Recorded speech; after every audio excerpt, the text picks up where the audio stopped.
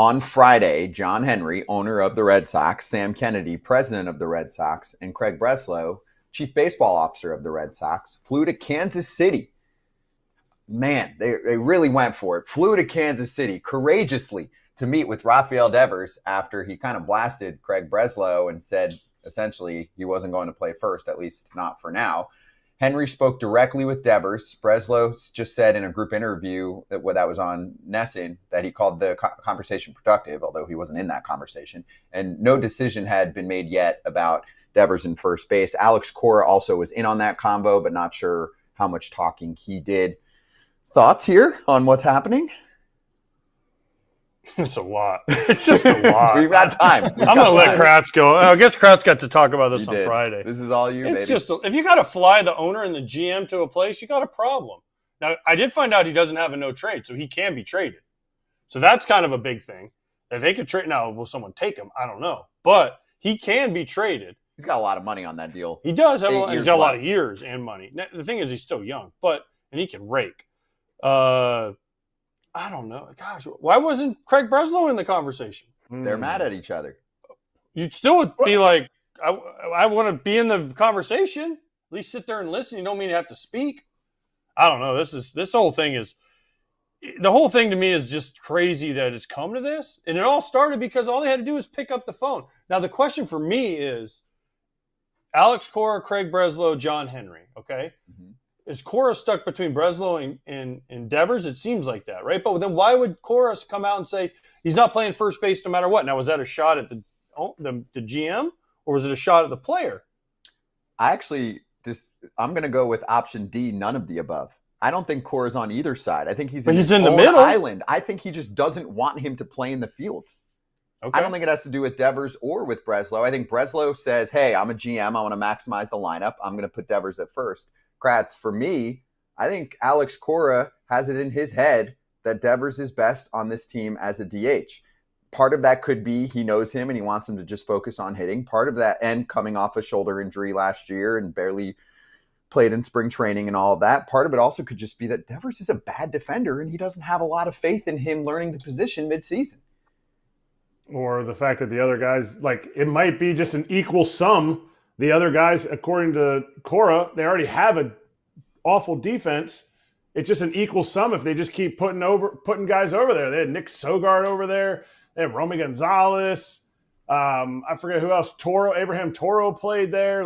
He's maybe just the package of anybody that we put over there is going to equal Devers learning to play there in the middle of the season. Where Breslow's looking at it as I have X amount of money in a guy. I think really a lot of it hinges on Yoshida.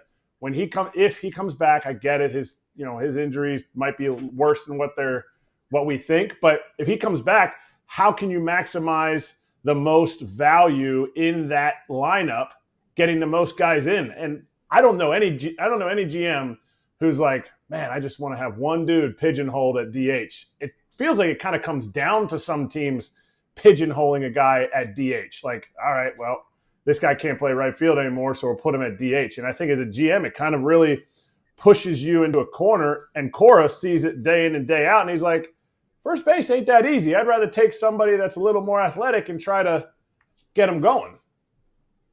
But why would you – it goes back to the original conversation that they had with Rafael Devers after they signed Bregman, right? Just pick up the phone and say, hey, we're thinking about signing Bregman. Are you okay with that? He's not going to say – he can't say no. He'll say yes. Now, and then the next question obviously is where am I going to play? You promised me to be the third baseman, and I'm not the third baseman. Fine. You have that conversation. But you try to do that pre-Bregman signing, which they messed up. Okay, stuff happens. The next thing, is why is Alex Bregman so adamant that he doesn't play in the field? And I get Kratz's side, he has a bad shoulder. But why would he not take Devers? Right. But why would he not take ground balls somewhere?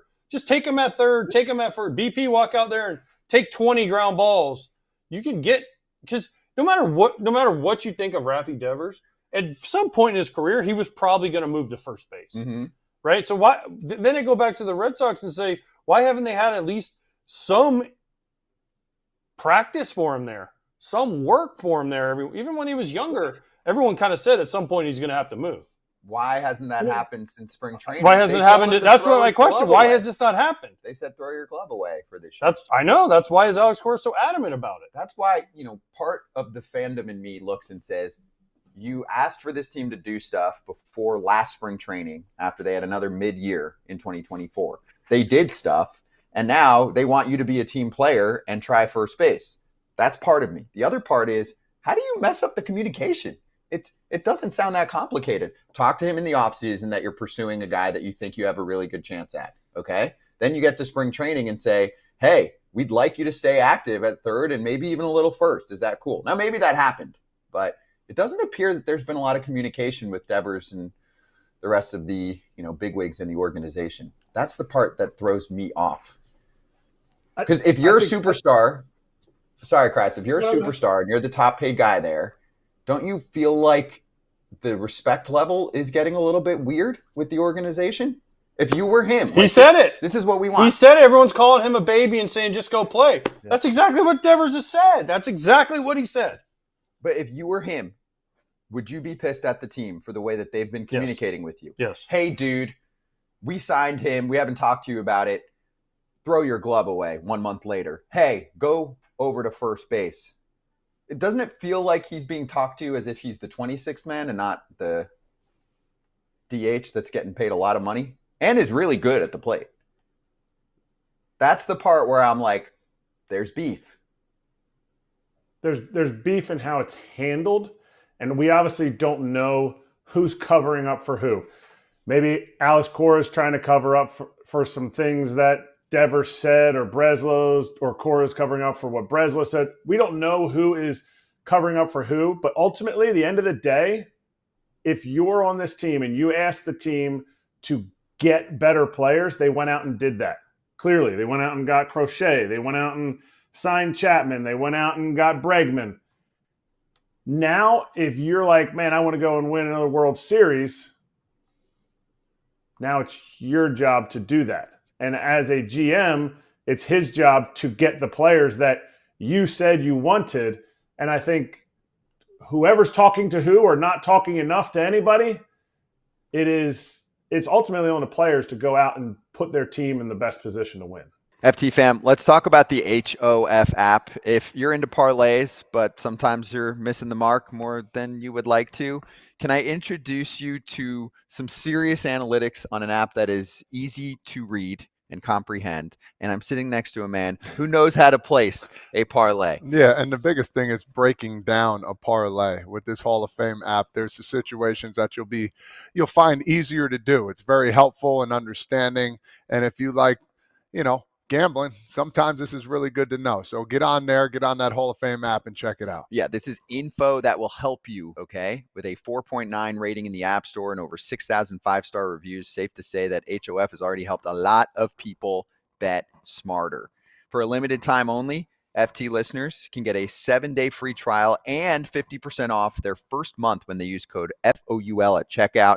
Download the HOF app on iOS or Android. Enter code FOUL and you're all set. What I found interesting is that there was the report, did it come out Friday, that some player was like, stop talking, Rafi?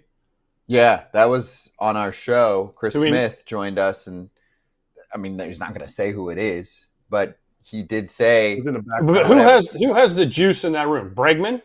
Who else has the juice in that room to go to Devers and say that? Bregman would be the only one, and maybe Story? I mean, if Bregman says it to Rafi's like, dude, he could, I don't know this is just speculation, but he could look at Brady and be like, dude, you took my job. I'm not listening to you. Mm-hmm. I don't know if they said it to him or if he just said it. You know how, I'm just picturing when I covered players in the clubhouse more consistently, guys in a corner, he's just like, stop talking. Like, Devers probably didn't even hear that. That was the way I took it. Okay. Not that he was like, hey, stop talking. I think he was just mouthing it because the Red Sox reporters that were all in the clubhouse said they felt angst from multiple players that were just like, and heard it too. But that's where some of the guys started getting a little mad because the reporters reported that they heard guys disagreeing with what Devers was saying, not on the record. And then it was like the whole attaboy Harper thing. And I was like, no. Like, this stuff was said. It just wasn't said on the record. So let's finish with this. Just quick poll.